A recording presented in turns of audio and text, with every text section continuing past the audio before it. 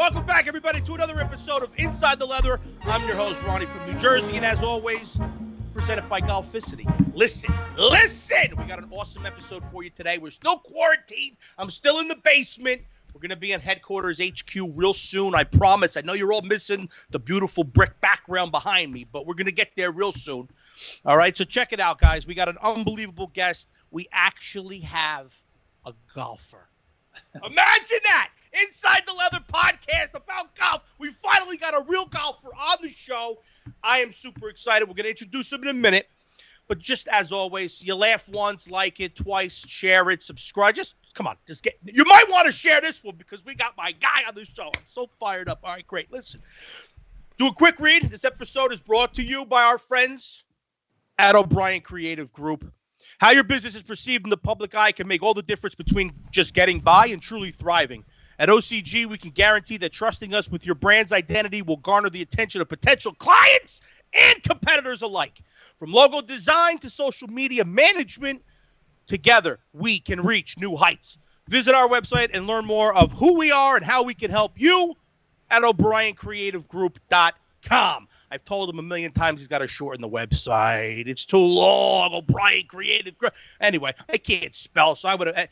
Check them out. O'Brien Creative Group. They're our friends. You know we love them. Listen, we're jumping right in. We're jumping right into it.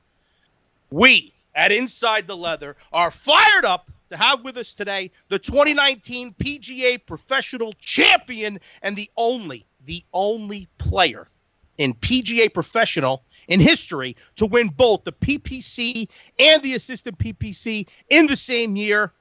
He's a Cornhusker, folks. Alex Beach. My man, Alex, welcome to the show. Thank you for having me. Thrilled to be here. Oh, listen, we are fired up to have somebody on here that can actually say that they're good at the game of golf. They not for nothing. We've had a couple of 15 handicappers, a couple of 12s. Producer Jeremy's claiming he's an 8.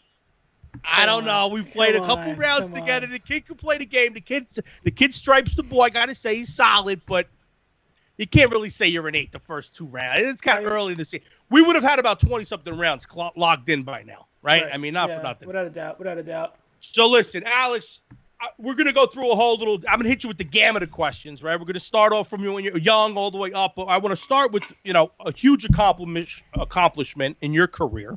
Right, I would say, you tell me where it would rank in your career, but tell us a little bit about the 2019, the PGA Professional Championship. I mean, what was it like?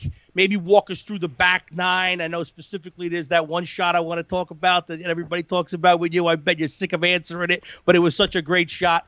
Tell us a little bit about the whole lead up to it, how it felt, and, take us through it if you could. Yeah, I mean, that week for a club pro is the biggest week of the year on the playing front. It's 312 professionals from all over the country. It's the largest all-professional sporting event in the world. But for us, it's really our major. I was fortunate. I've played in it a few times. In 2017, I finished 9th.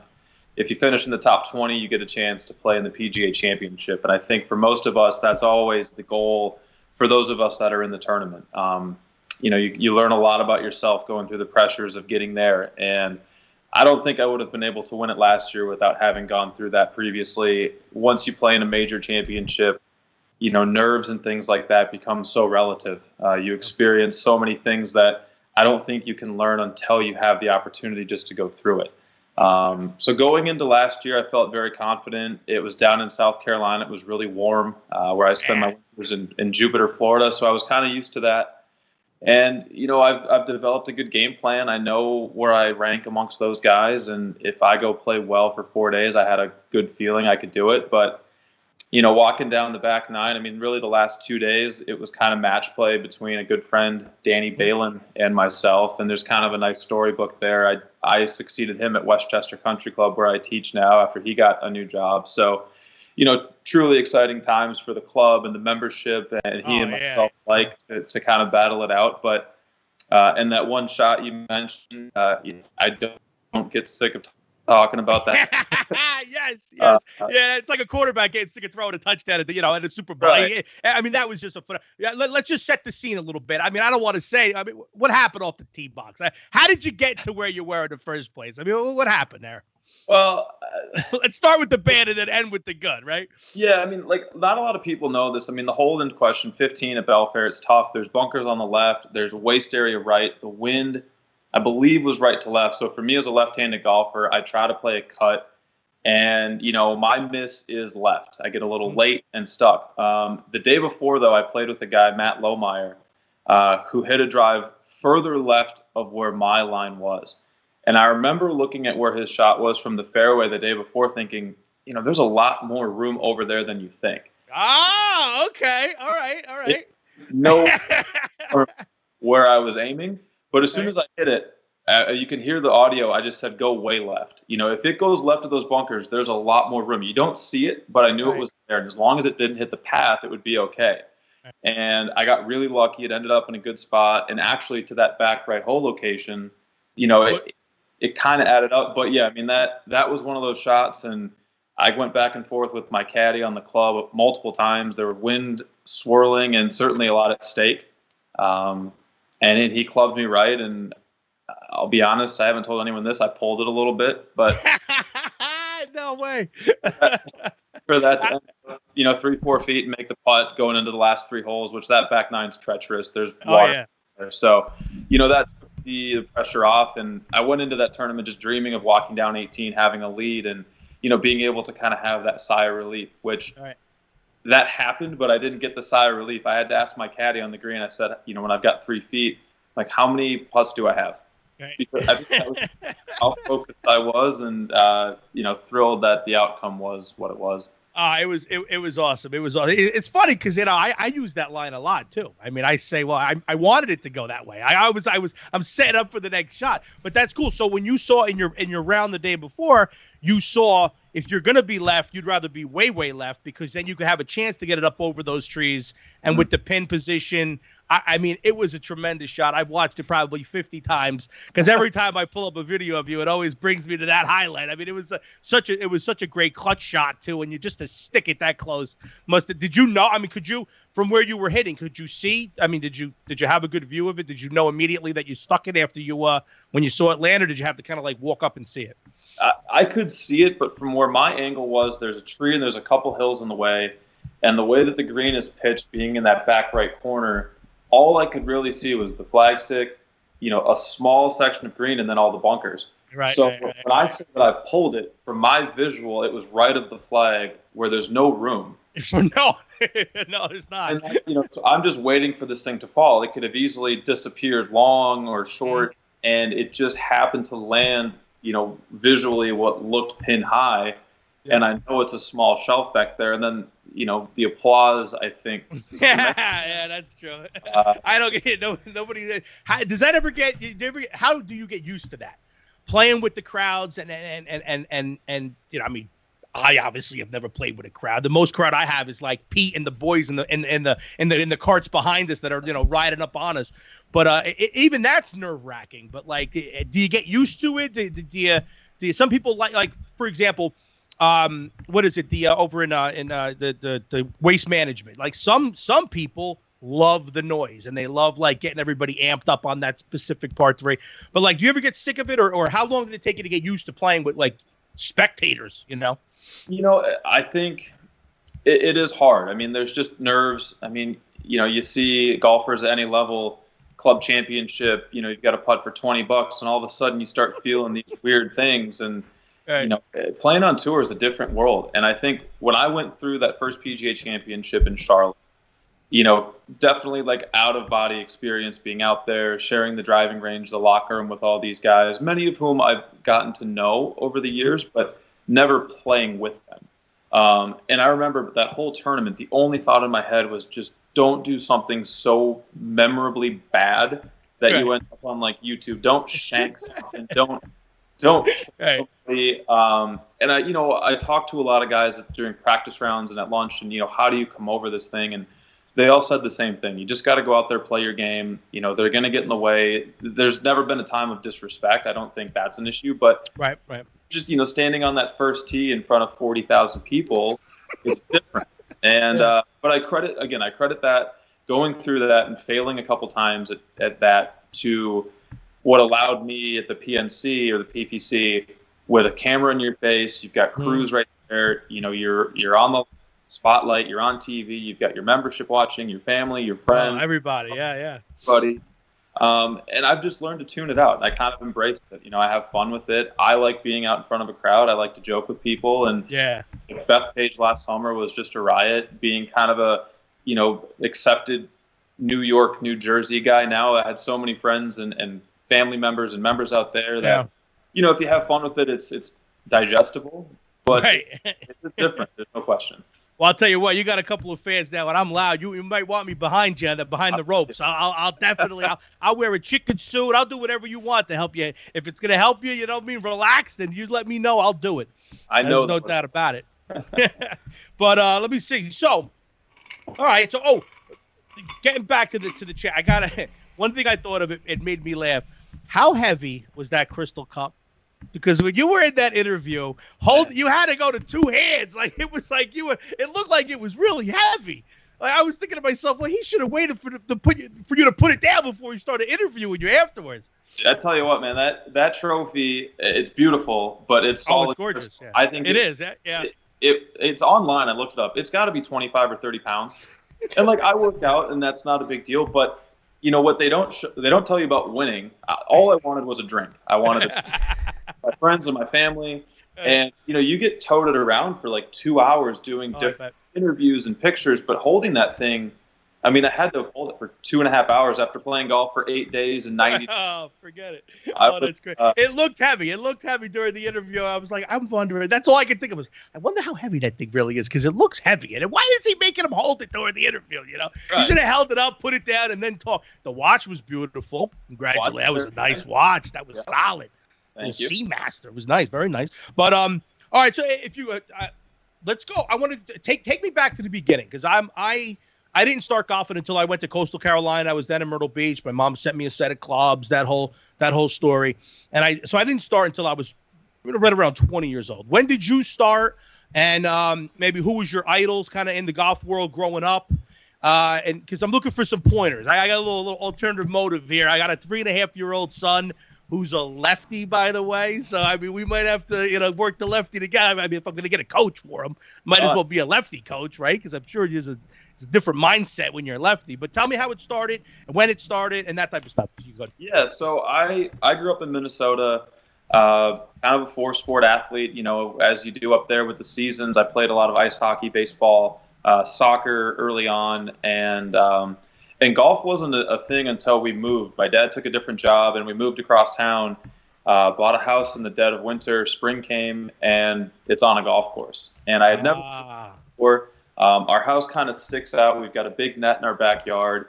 And so just due to proximity and my competitive nature, I'm like, all right, let's try this golf thing. So I think I got a couple hand-me-down clubs from somebody. And there was kind of a 4-hole stretch I could walk at night after dinner. And I used to that's great. and, you know, play a little bit. And I wasn't good, but I enjoyed it. And, like, people would hit golf balls into our backyard. I had a wagon. I'd bring them up to the tee box and sell them. And so, you know, that just kind of progressed. It turned into my first job. Was there at the course. I would basically pick range balls in exchange for range tokens so I could keep hitting balls.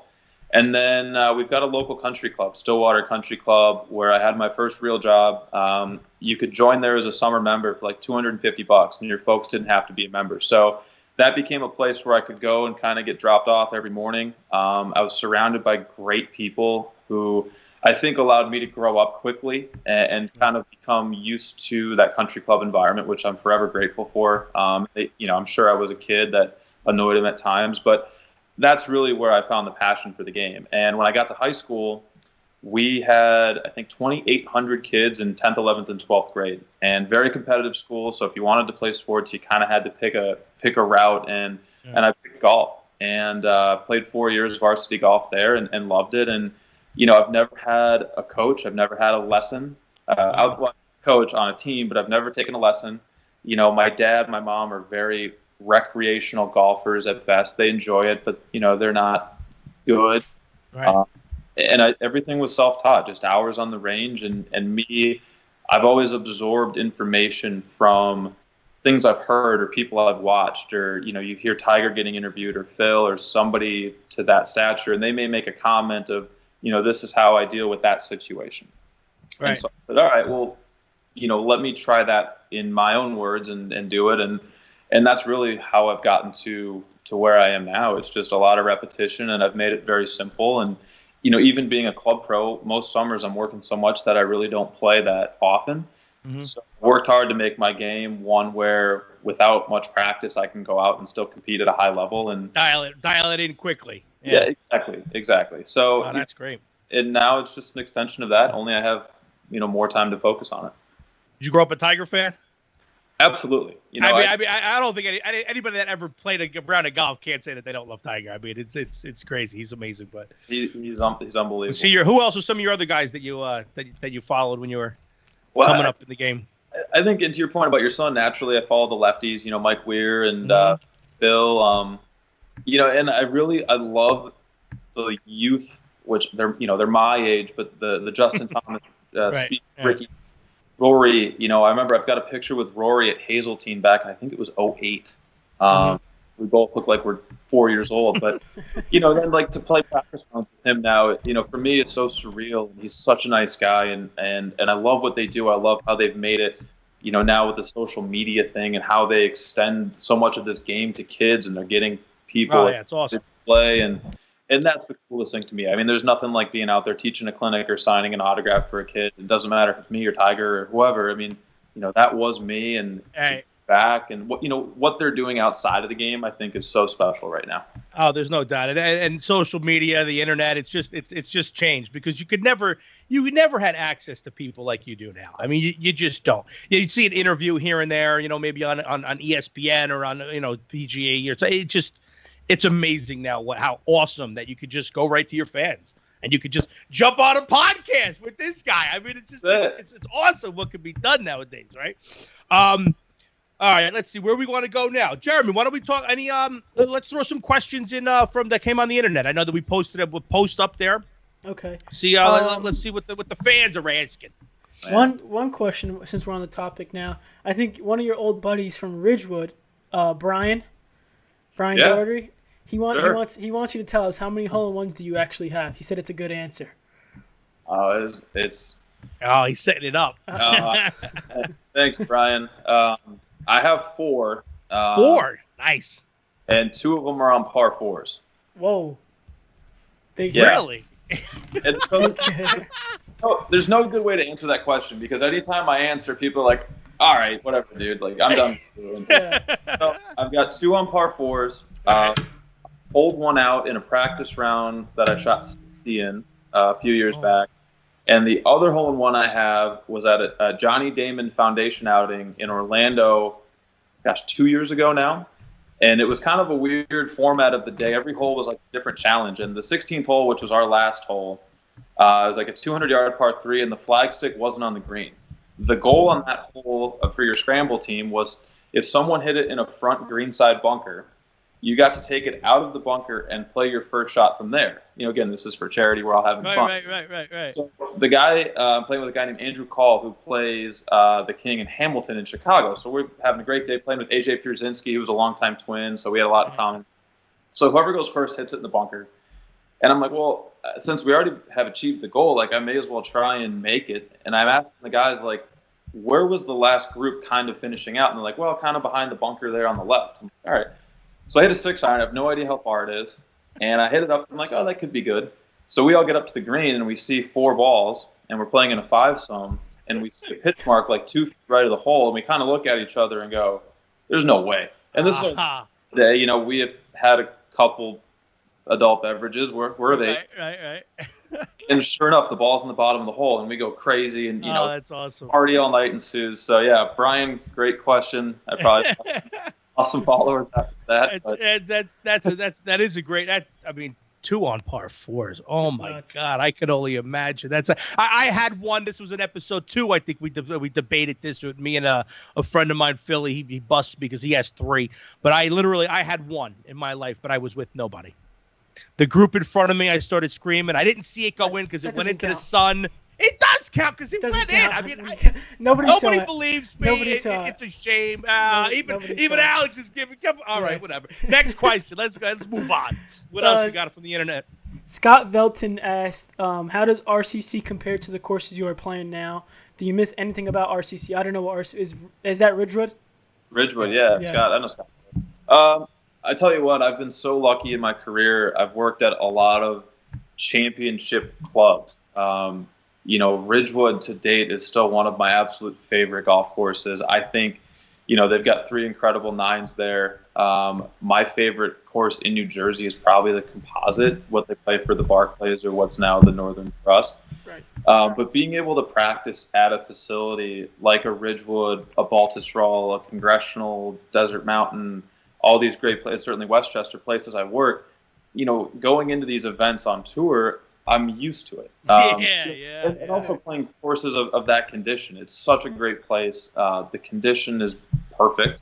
The membership's great, and they supported me to play. So I owe a lot of how I got here to, working for guys like Dave and Ryan in New Jersey and playing those courses. But Ridgewood is still one of my absolute favorites worldwide, and I miss it dearly, but it's special. Yeah, but that might be where we have to do a challenge. I don't know if you still got. I'm assuming you still got plenty of connections over there, right? I don't know. I'm just. What else? You got another one, Jeremy? Yeah, Ed Tuesday. Have you ever gone to a local municipal court and hustled average weekend golfers? No. These are my listeners. This is the type of stuff that they ask. Way to go, Ed. Nice job. Have you ever hustled anybody? Come on. Oh, I'm definitely not that guy. I mean, and golf is such a humbling game. One day you're good, one day you're not. Or just always not. Listen, I've always said this. I have the most fun playing with good people. I don't care where you're playing. I've been lucky to play a lot of great places, but no, I've never shown up somewhere to hustle somebody. Have I taken a lot of money off people? Yes, but But they know who you are. You're not sandbagging about, you're not slicing them off the driving range and then all of a sudden cranking hole-in-ones on par 4s and you get out there, right?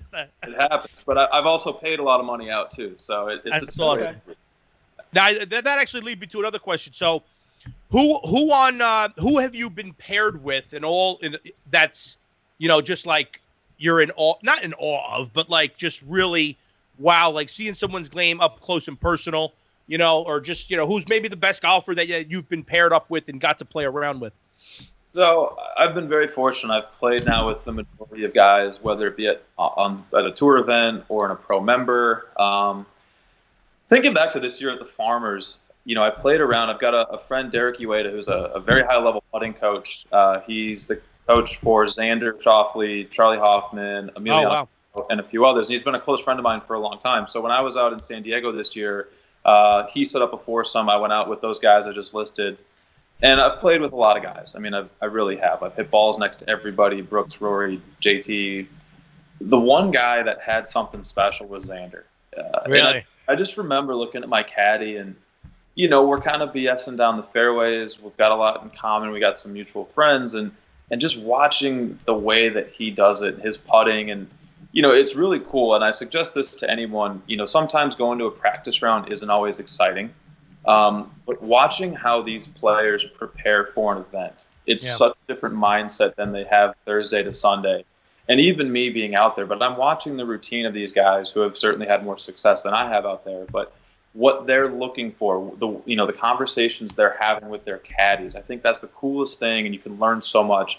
But I mean, Xander, Dustin, I mean, he's a freak. I still say Rory's my favorite. I mean, I'm a little bit bigger than him, and things he can I was just going to say, he's got to be the most, like, when you see Dustin, it's like, okay. When you see Brooks, it's like, okay. I mean, they're just big men. At least I think they are. I mean, I've never seen them in person, even though I did go to Coastal like Dustin did.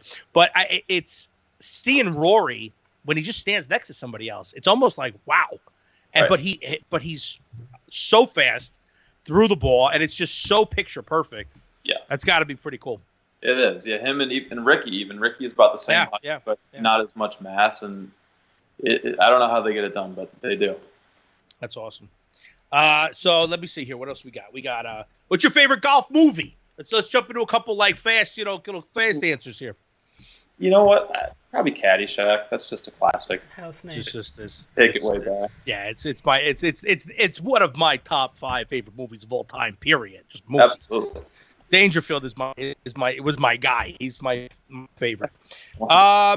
We've already talked about your favorite clubs. You mentioned a few of the. I mean, really though, the list of places that you've worked, if you coached at, it's trained. It's insane. I mean, it's a who's who of golf courses for sure. Favorite golf movie? All right, let me see here. What's your favorite club? Like one club that's your club.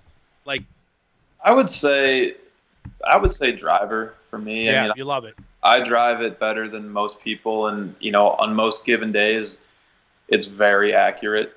And I would say driver and lob wedge; those are kind of my workhorses. And with a lot of the courses, they're getting longer. That's having to change. But right. I mean, I even this year. I mean, my stats driving it were top 25 in some events, and putting were bottom 25. So I know where the work has to go, but right. For sure. Well, the good thing is you can work on that right now, right? I mean, we can work on the putting. That's.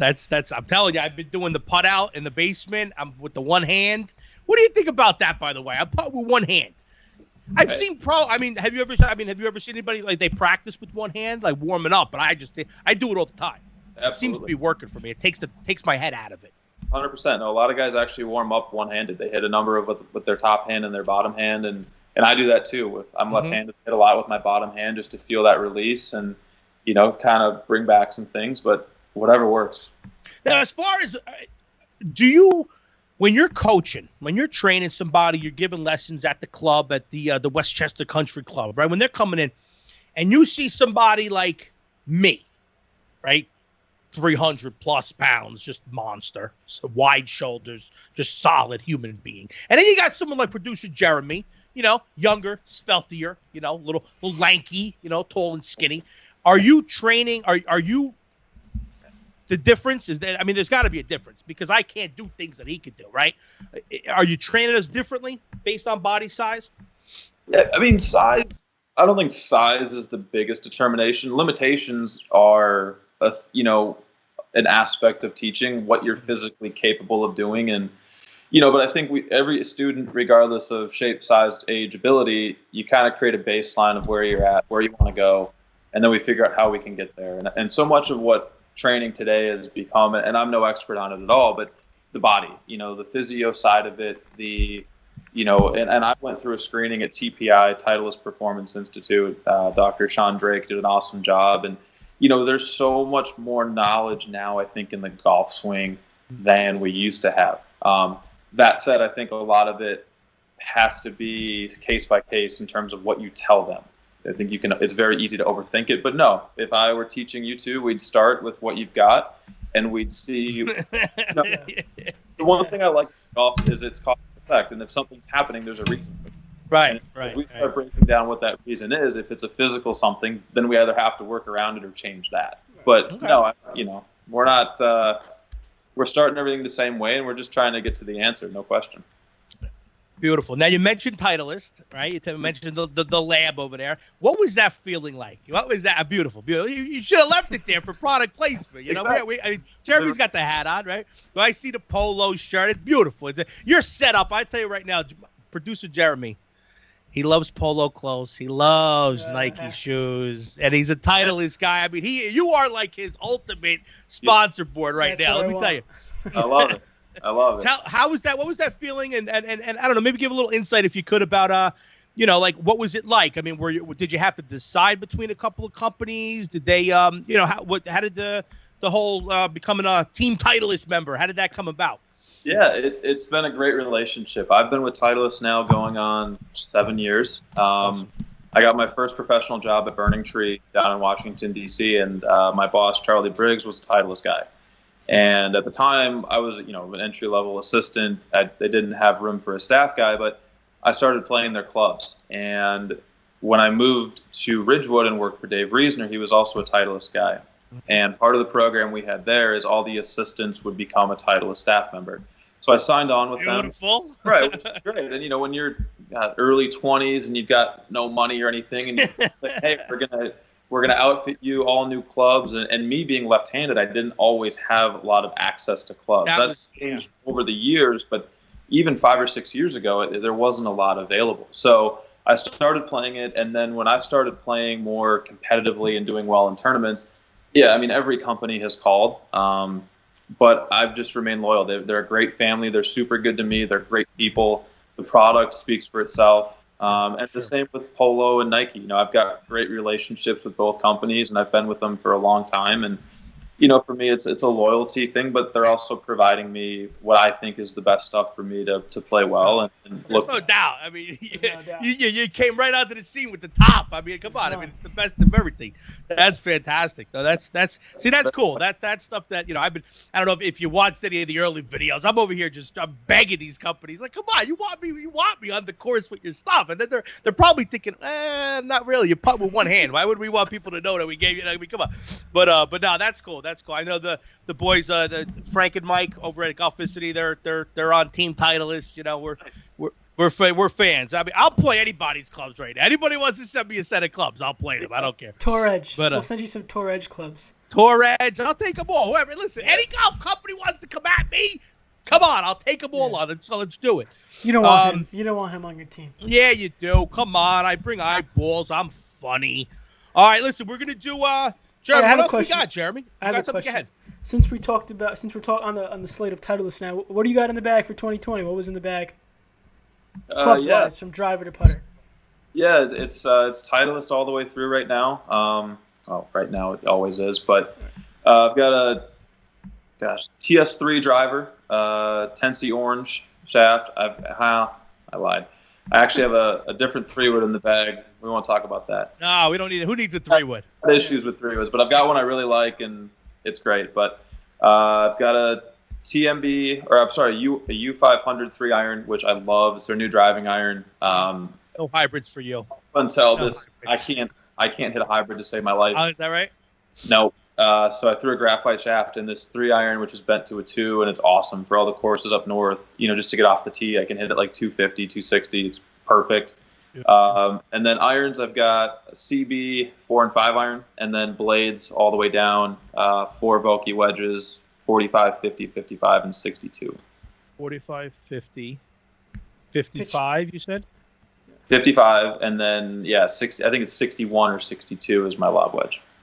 Wow. All right. So this leads me to this. You got said that you love the driver, right? You're money with the driver up the tape. So put me in a rank these top easiest to hardest for you, if you would. If you have 190, well, you just said that you hold out 190 yards 6-iron, but anyway, so 193 yard shot, got to hit the green. Say it's a small tight green. Okay, whatever. Just make one up in your head. Then or a 35-yard chip over a green side bunker. You got to put it to 6 feet. Or making a 15-foot putt downhill. What would be your game? What would you say? I'd rather do that than that. And then the last thing I want to do is that. Oh, man. I mean, that sounds like a normal progression for me. You know, 193, miss it 35 yards short, then chip to 10 feet and make bogey. But no, I mean, listen, like it's such a bad answer to that question, but it would depend on so many things. I mean, obviously, the closer you are, the easier the shot should be. Right. I think the 15-footer, I don't mind 35-yard little nippers, but, you know, there's courses, especially on tour, where if you do that, you're screwed. And, you know, from 193, if you've got a full swing at it, I think tour average from that distance is, 25, 30 feet. So I'd probably put that in there, but I'd probably go closest to furthest away in terms of ease. I can't do any of them. That's why I figured it was a good question. I'm like, I don't want to be putting 15 feet downhill. That's just not going to – I'm going to blast it 30 feet past. And then the other problem is forget it. The chipping. Oh, my God, it's terrible. Yeah, those are tough. I like those, but they're tough for sure. Yeah. What else we got, Jeremy? What else we got? I got it. We'll start with – How we doing on time, by the way? We doing all right? Yeah, we're doing great. Yeah. Alex, you okay? You're all right? I got it. Okay. All right, good. Beautiful. First time it's in June. So. Yeah. did you have anything slated for 2020? Any tournaments that you had to play? I know you're going to start the Current 40 Tour once it comes back, but anything else like another PGA Championship, stuff like that? Yeah, so I was traveling pretty much every week up until this virus happened. I played Hawaii for the Sony. I played the Farmers Insurance Open at Torrey Pines, which was lovely. Love that place. Was there for the Waste Management. Missed the Monday by a couple, but hung out for a few days. Then I played Puerto Rico, and I was supposed to play Dominican, which got postponed now until September. And then I'm currently in the Travelers up in Connecticut, and the Barracuda, which is out in Lake Tahoe. And actually, because the PPC, the PGA Professional Tournament, is postponed, I am in the PGA Championship right now if it were to happen as the schedule is slated in August. So, nice. Yeah, nice. So a lot of things coming up. And then in between all those weeks, I was going to be either going to PGA Tour Mondays to try and qualify or start playing some on the Korn Ferry Tour, which presently is such an unknown when we'll start that up again. Yeah. But that was the plan. Now, for those who don't know, the Korn Ferry Tour, that is formerly the web.com. Do I have that right? Correct. Okay, so it was recent that they changed the name, right? This year, yeah. This year. Yep. Because I didn't even. I was like, wait a minute, Korn Ferry. I'm like, what the heck is going on? And then I'm like, well, he's from Nebraska. I mean, he went to Nebraska, so maybe I don't know. He's from over there. Maybe with Korn Ferry. I don't know. But they spell it with a K, so I got to look into what the heck Korn Ferry means. But that's cool. Okay, so the web.com tour, for those of you who don't know, it's now the Korn Ferry Tour. So we're giving information to people too. This is like it's an informational. Yeah, it's like the Reading Rainbow. Remember that? Oh man. Absolutely. What else? Wow. I got something. Well, you got something else? Oh, yeah. I wanted to talk. Well, let me jump in, bros. The Torrey Pines. I was out in San Diego. I got to play Torrey Pines. Literally, I think it was like the last day that they were allowing people to play, like random people, on the court. So right before the Farmers, it was like 2 years ago. Okay. So I got to play with all the grandstands up. All the signage everywhere. I'm walking around. I thought it was like the coolest feeling in the world. You shank a shot, you're hearing it cling, clang, cling all over the grandstands. But that course is phenomenal. What a beautiful place to play. It was awesome. And you know what?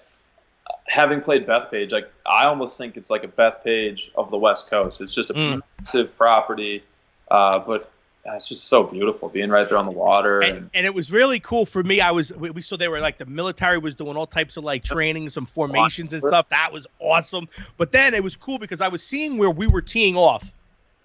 And the guy that I was playing with was like a local to the area, so he kind of knew everything. So he was giving me all types of history as I was playing it. He's like, yeah, see back there? You see that little thing? Was where you guys tee off. And I was like, oh, it was unbelievable. Unbelievable. Yeah. But yeah, they got some space and the views are just, for those of you who don't know, Torrey Pines is actually a public course.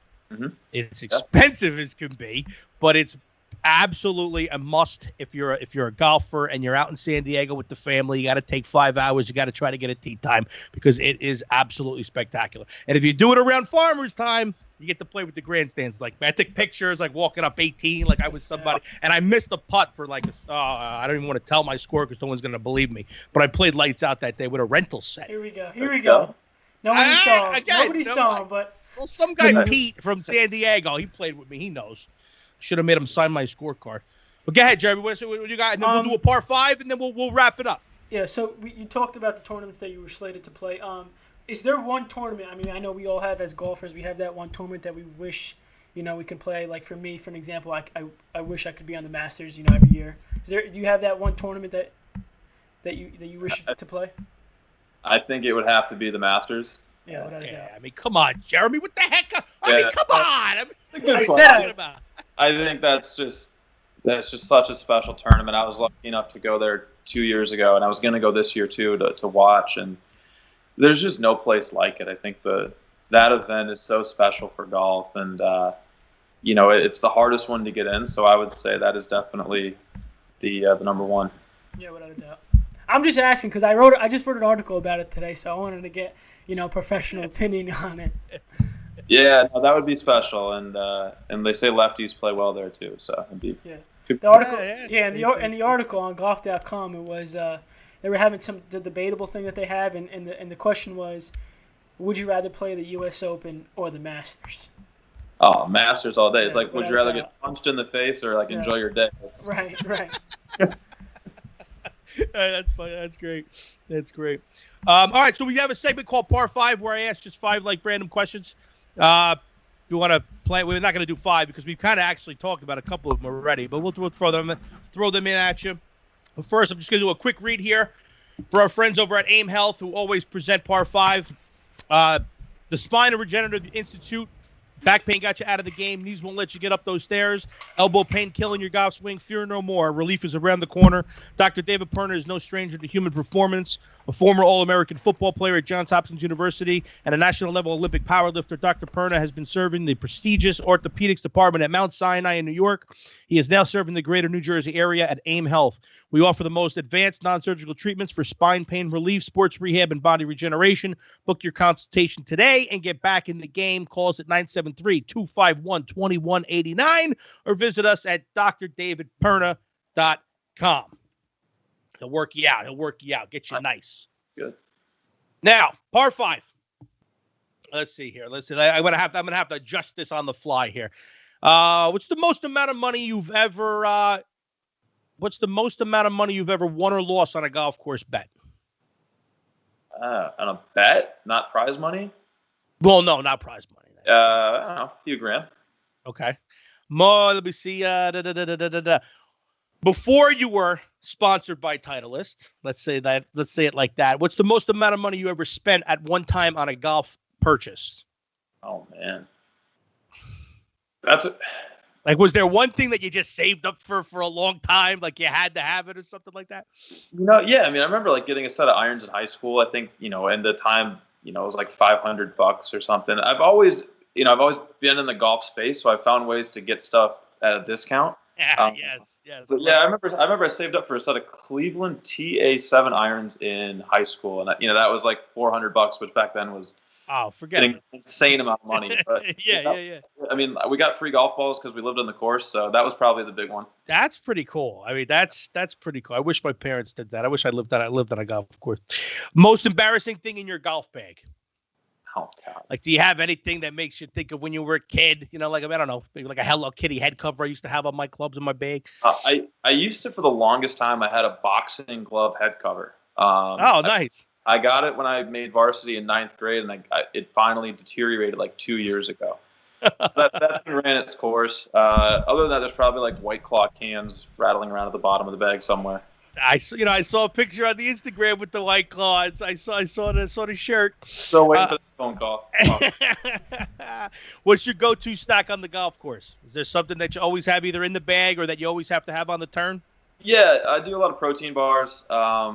A lot of beef jerky. No, not any sugar, no soda, nothing like that. You're not woofing down 2 hot dogs like me on the turn. No, You're a professional now. You're a professional. You got to keep it tight. That's nice. That's right. Yeah. A lot of shakes. A lot of shakes. Mm-hmm. Let me see here. Give me your all-time foursome. Like you, 3 other people, dead or alive. I kind of break mine up into 2. I had for the 3 that are unfortunately no longer with us. I had Rodney Dangerfield, Arnold Palmer, and Frank Sinatra.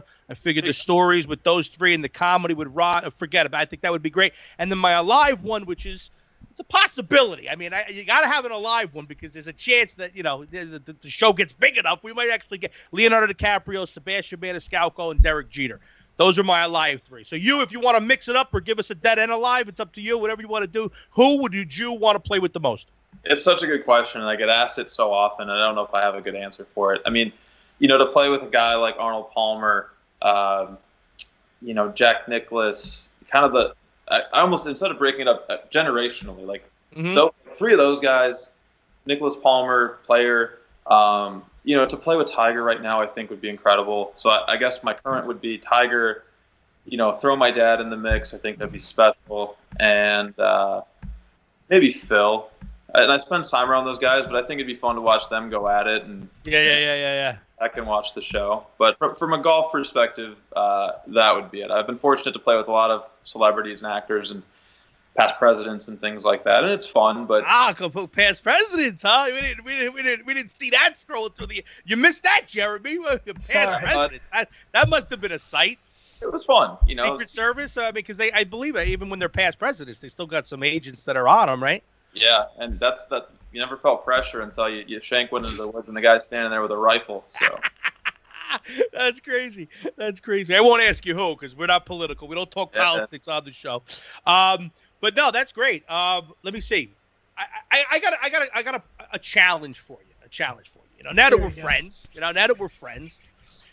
Do you think there's any shot, Jeremy, like we said, producer Jeremy playing at an 8, and me playing at a loose 14, we'll call it a loose 14, if we're playing best ball scramble versus you by yourself straight up, first off, you think we have a shot? I don't think we do, but what do you think? You think how many shots would you give us? What can we set up here? How can we set up a match that would be interesting? Do you even get shots on something like that? Me? No, I don't. Us. Would we even get shots on something like that? We would have to. To. I mean, if we're playing a scramble, I wouldn't give shots.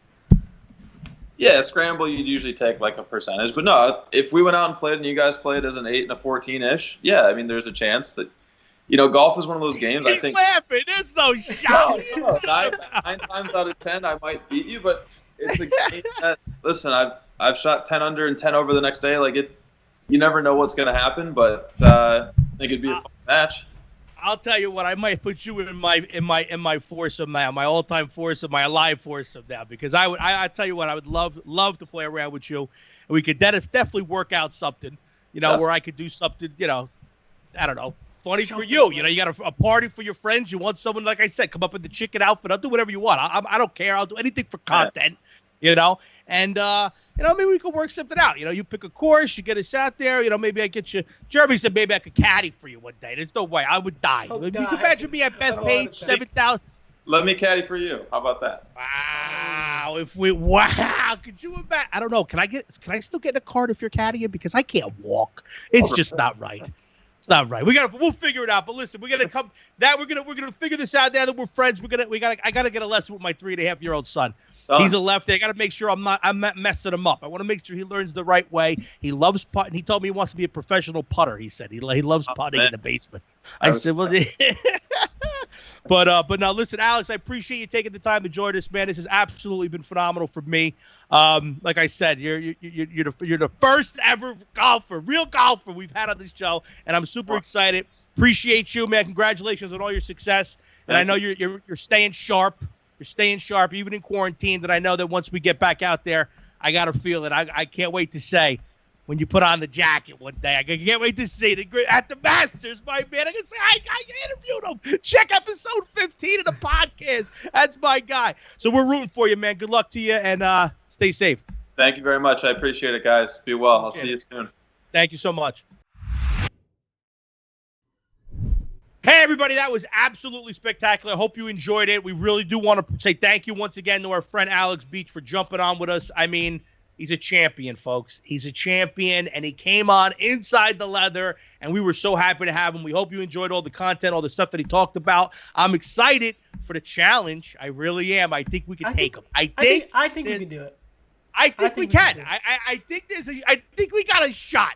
Yeah. Especially if it's at like one of our courses, you know, if we can somehow find a way to get him on our courses, you know, where he's not used to perfectly manicured, you know, he's used to maybe some holes in the green that he's got to jump over like we do. Yeah. No sand in the sand traps, you know, but we'll see. We're going to try to get that thing scheduled and bring in that footage. But again, thank you to him. I appreciate him jumping on and giving us the time. But guys, hope you enjoyed the episode. You know, he's a lefty, man. I'm excited for my son. Now I got someone to go to bounce off lefty tips. So we're listen. It was a great experience. A lot of fun with him, with Alex, and we wish him nothing but the best. And you guys, listen, keep watching. Keep watching, share us up, let us know, let everybody know what's going on here at Inside the Leather. We got a lot of things coming in the pike for you guys. It's going to be a lot of fun. A couple new companies that are reaching out. We're going to be doing some reviews, new segment, you know, Ronnie's reviews. We're going to be doing, check out Jeremy on golfhistory.com. He's got some new write-ups coming up. Jeremy, what's the new write-up that came out? Last week, I think it came out, right? We talked about the Masters versus the U.S. Open. Yeah, you know, I think Alex gave us a great clip for that, right? When he turned around and said, "Would you rather be punched in the face or have a nice day?" You know what I mean? Like that's just the stigma that the U.S. Open usually has. They make it so difficult, but listen, we love everything. We love it. We love you. Thank you for watching, everybody, and do me a favor, as always, keep it inside.